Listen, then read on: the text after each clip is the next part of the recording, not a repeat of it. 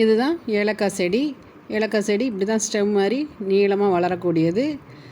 இது பாருங்கள், மண்ணுக்குள்ளேருந்து வளரக்கூடியது. கீழே அடுத்த ஸ்டெம்லேருந்து ஒரு பூ மாதிரி வரும் ஒயிட் கலரில்.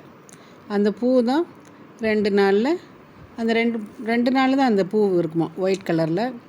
அதுக்கப்புறம் அது ஏலக்காவாக பாலினேஷன் ஆகி நமக்கு ஏலக்காய் கிடைக்கும். இந்த ஏலக்காய் வந்து ரொம்ப நீர் சத்து உள்ளதுங்கிறாங்க.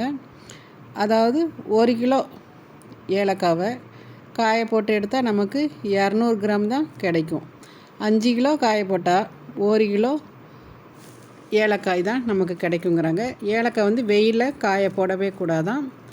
நிழலில் காய போட்டால் தான் அதோடைய பசுமை நிறம் மாறாமல் இருக்கும். வெயிலில் போட்டால் மஞ்சள் கலராக மாறிடும். இதுதான் ஏலக்காய் செடி. தேங்க்யூ.